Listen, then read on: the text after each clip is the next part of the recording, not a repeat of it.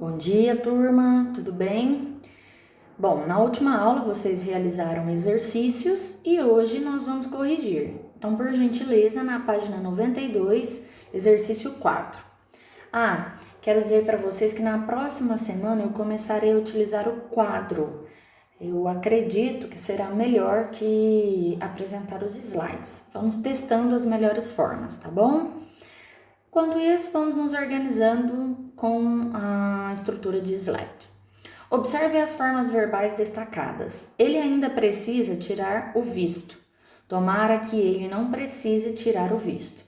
Os verbos destacados precisa e precise. Letra A. Em que tempo e modo essas formas estão conjugadas?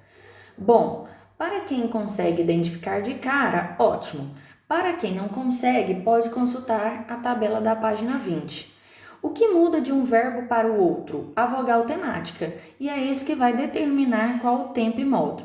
Precisa no presente do indicativo, precise no presente do subjuntivo. Letra B.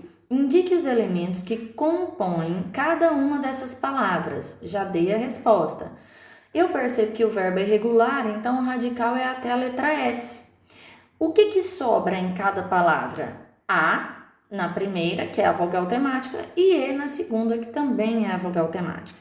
Lembrando que eu preciso colocar o sinal de vazio, o símbolo de vazio, quando não houver nenhum morfema.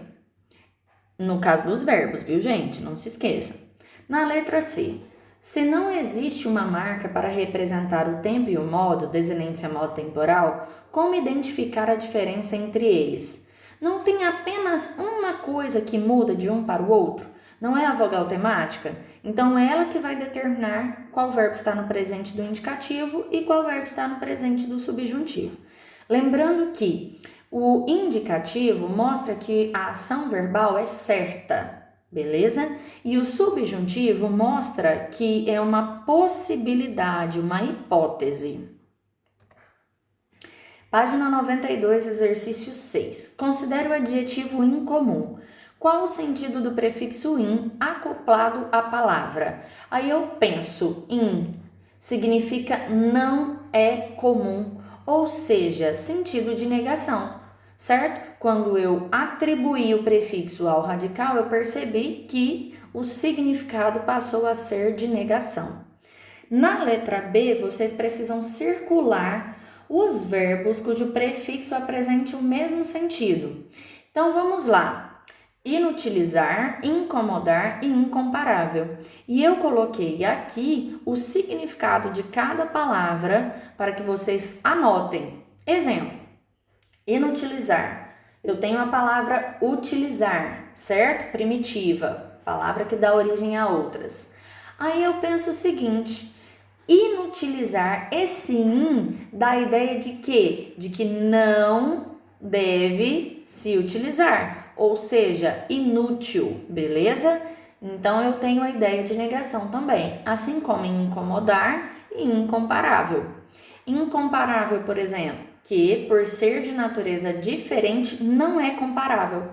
Então eu tenho o significado para a palavra comparável, certo? E para incomparável, que é a ideia de não realizar comparação ou não há algo compatível.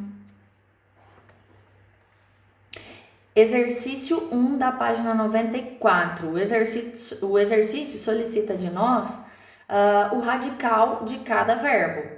Então, falam, entende, possui, existe, domina. O que eu observo? Que são verbos regulares, então é muito fácil identificar o radical. É só colocar outras formas do verbo, outras formas conjugadas, para verificar qual é o radical de cada palavra. Eu percebo que falo, qual é o radical? Falo, falam, até a letra L. Entende, até a letra D. Possui, até a letra U. Existe, até a letra T. Domina, até a letra N.